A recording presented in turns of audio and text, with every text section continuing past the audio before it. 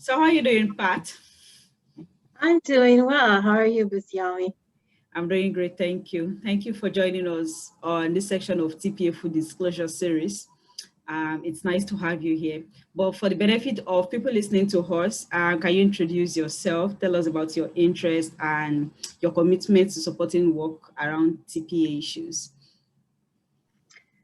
Yes, so my name is Pat Scheid. I'm a program officer with the Hewlett Foundation, and I work on our transparency, participation, and accountability team, which is basically looking at how citizens, people can be more involved in decision making, uh, the decisions that their governments are making, how they can get better information about what's going on in terms of important policies that affect their lives, and trying to kind of change the dynamic between governments and people so that governments are serving their people better and people feel heard.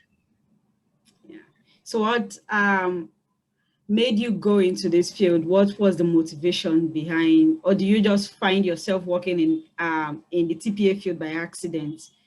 Was it an It, accidental move for you, or and even if it's an accidental part, what made you stay in this field? Because you've been working on this field like 30 years, right? so working on transparency, participation, and accountability was definitely an accident. I guess it when I joined the Hewlett Foundation, I was working on a special initiative called the Quality Education in Developing Countries Initiative. And at the Hewlett Foundation, special initiatives are time bound. So we had a certain amount of time to for grant making.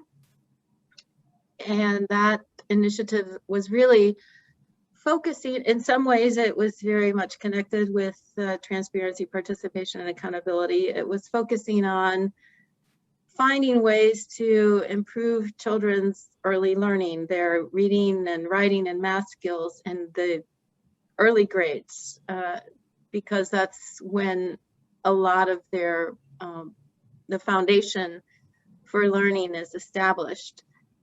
And part of that program was also looking at how governments supported or did not support learning in schools and or learning in communities, and whether resources were being used in the right way, and whether it's money or teachers or other support staff or even resources within the community, what's available to children in schools. So a number of our grantees under the Quality Education in Developing Countries Initiative were actually working on accountability and citizen participation, but they didn't really call it that. And I think that when that initiative was phased out, I transitioned to the Transparency, Participation, and Accountability team, which was the Hewlett Foundation had at that time been working in the field for maybe 10 or 15 years. And it was a new field for me. I was not familiar with it, but at the same time, the issues were not new to me because I had been, as you said, for like 25 years, looking at ways to support better service delivery in developing countries. So looking at whether people were getting decent health care and it was responsive to their needs, whether people were getting decent education and it was responsive to their needs, water and sanitation, etc. In that way, I felt like, you know, the transparency, participation, and accountability field was a little bit, you know, insular in terms of there were people that were not at the table that I felt needed to be at the table, especially organizations that did not describe themselves as governance or accountability or citizen participation organizations, but really have a lot of knowledge about and a lot of experience in terms of looking at government policies and where are the gaps and how well is government serving their people when it comes to delivery of public services. So I think, what hopefully I brought to the table was a little bit of a different perspective. And, this is something too, I think that my former colleague, Alfonsina, also emphasized in looking at organizations that were taking a human rights-based approach, and they would not describe themselves, many organizations that would not describe themselves as part of the governance field, but really are working on issues around that social contract between government and its people. So I think what we tried to do in more recent years at Hewlett Foundation was really to broaden the frame of how we think about these issues and how we think about citizen participation in that relationship, and importantly, who's at the table. So getting a little bit away from some of the more kind of technocratic conceptualization of transparency, participation, and accountability, and trying to, really look at how do you ground this in people's experience and the relationship between people and their government, whether that's local government, service providers, national government, or other bodies that have more of an interface with people when it comes to service provision. Great. Thank you for sharing your experience, how it shaped your experience from the past, how it shaped your grant-making decision at Hewlett and what you are doing at Hewlett. But that brings me to my next question, which is around your work as a program officer at Hewlett Foundation. So I know that your experience from working on education grants and all that shaped what you are doing around TPA as a program officer at Hewlett. So what has been the highlights for you? What changes have you seen in grant making around TPA issues? Has it, I don't know, change for the better, worse, or is it moving at a slow pace? Or you've seen more changes than it is in the past? What has it been like for you, if you should look back at that? I think at least at Hewlett Foundation, I can't speak for other funders, the past few years, we have been trying to find ways to look at whether some of the global norms and standards and some of the frameworks that have been sort of promoted and put into place at the international level really translate to any kind of change at the country level, and within communities, if people are seeing any change. It's hard to be able to really attribute country level change to specifically to our grant making, because we don't have that sort of a footprint in any single country.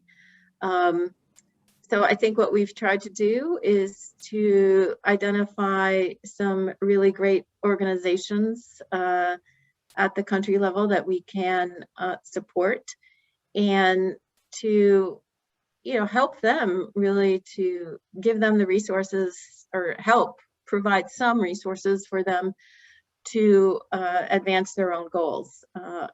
There's a lot, and many of these some of these organizations may be actively involved in some of the conversations that are taking place at the global level related to social accountability or global norms and standards for resource governance, et cetera. And some, simply are not, but that doesn't mean that they're not doing important work. In fact, they may be doing the kind of experimentation that really needs to take place to figure out how does change happen at the country or the regional level. So I think what has been interesting for me is being able to explore that a little bit more and deepen our grant making within countries. I think that the Hewlett Foundation team has only just begun on that journey, and so we'll see where they take it after I leave.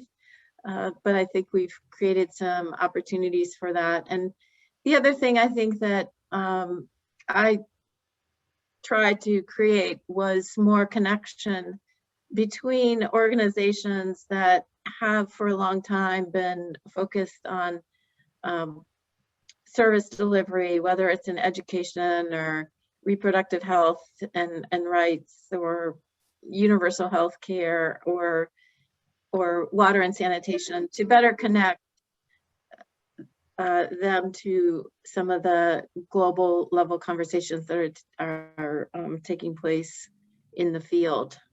Because I think that there's a lot that practitioners in the transparency, participation, and accountability field can learn from practitioners in education or health or water and sanitation. And likewise, there's things that that might be helpful from the field of transparency, participation, and accountability for practitioners, and that are more sector focused, to kind of have as frameworks and to experiment with. So I think there's a lot of opportunity for continuing that sort of collaboration and dialogue that in some cases didn't really exist before. Great. So looking back at, because you are rounding up your tenure soon at Hewlett Foundation, but what are the lessons you are taking with you or your next adventure if you look back at the last 8 years that you have worked with Hewlett Foundation? What technical experience are you looking to adopt in your next adventure? What key lessons have you learned from working as a program officer in the last 8 years? Yes, I guess I would say one key lesson is that hopefully for program officers and for funders would be, it's not about you, and it's when it becomes about what is my legacy or what is our organization's legacy as a funder, I think that is detrimental to the work. It really, so looking at how, as a program officer and as a grant maker and as a grant making institution, we can support organizations that are really doing the work and have the best ideas, and they may not present it in a very nicely articulated theory of change, but that's the reality of life, is that theories of change are what we put on paper. And I think the experiences and the know-how that NGOs and civil society organizations and other types of civic groups develop over time is really where change happens. So we might have something to offer in terms of prompting some questions or creating a dialogue, but I think that the best ideas and the actual levers or incentives for change are are not going to come from us. And sometimes in the way that funders structure their support, they can actually create harmful incentives. And I think it's very important to be aware of that. And what I enjoyed most about working at Hewlett Foundation is that we really do have the opportunity to be very flexible in the way that we structure our grant making and carry it out, and you know, to make longer term investments, because of we don't have a governance body that is basically dictating to us how to do the work. So it's been good to be able to take advantage of that, but I think that still, as a program officer and a team, you still need to take into consideration, even by the way that you frame a theory of change and then implement a strategy over time, to be careful that you are adjusting and not getting too you know, too attached to what you think, that you remain open-minded and learn from our grantees and from others, you know, even conversations with others that can help, you know, kind of open up your thinking. Great, thank you, Pat. So to a young program officer, I mean, people who are starting out as a program officer, or who are starting out as a program officer specifically in the TPA field, if you were to advise them, what would that advice be? What do you wish your younger self as a program officer knew when you started?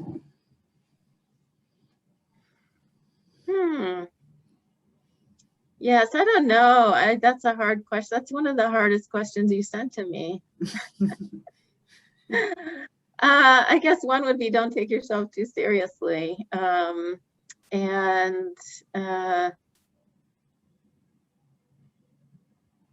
I think, yeah, really being open to changing your mind, being open to maybe making the case for things that don't seem like 100% fit, because some of the best, I think some of the best programs and ideas are not going to fit into, you know, certain boxes or checklists. So I think developing some knowledge and really, I think, you know, there's a lot that you can learn from people who are both in the research community, but also that you can learn from practitioners. And so I would say, you know, kind of having a balance in terms of the kinds of information that you take in and how you use it in your own decision making.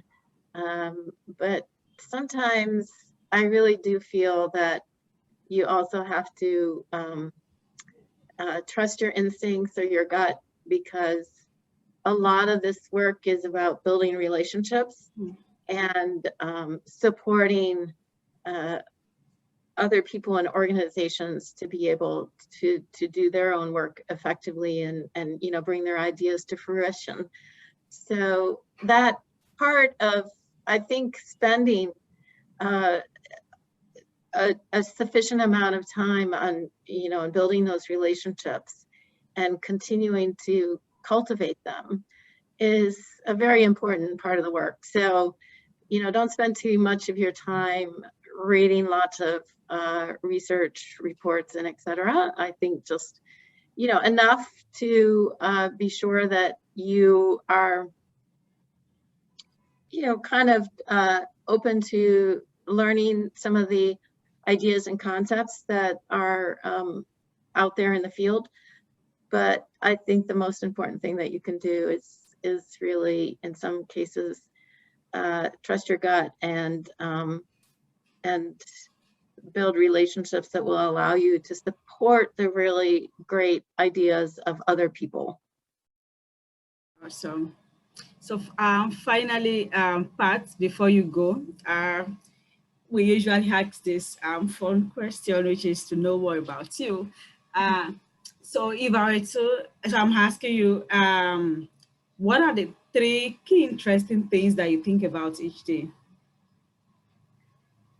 Yes, so things that I think about or things that I do? It might be Because things you don't you want to do get or too, things you think you don't about. want to get too inside. You don't want to get too inside my head. So I would say one thing that I'm trying to do, I don't necessarily do it every day, but I am trying to take a walk every day. And that's actually a good time to, I try to observe the environment around me. I mean, I use it as a time to reflect, but also I try not to get too inside my head. I don't listen to music when I'm walking or anything else or take phone calls. I try to see what I can observe in nature, like flowers and plants and other people along the way. So that's one thing that I try to do each day. I guess, what do I think about? I tend to start the day with a lot of ideas about what I'm going to achieve in that day. And I have to admit, I often don't get everything done that I want to get done. So I have been thinking about, in terms of making progress against my goals, it's like, okay, what's the one best next step I could take today in order to advance a goal that I have, rather than, worrying that I'm not seeing it move along as quickly as I want, and then taking some satisfaction in just advancing it to the next stage. And I guess the third thing is that I'm just always looking for some way to get a good laugh during the day, because laughter is really good therapy. So whether it's in conversation with someone and just being able to share, something funny, or, reading something humorous, or watching, something humorous on TV. It's, I think that's important to me. It's just being able to share laughter. Great. Thank you so much, Pat. Thank you for sharing your personal journey and your professional journey with us. And I wish you good luck in your next adventure as you round up your tenure at TDET. Thank you so much. Thank you for this interview, and it's been a pleasure working with you and with all your colleagues at TAI. Save me a Pat. Thank you.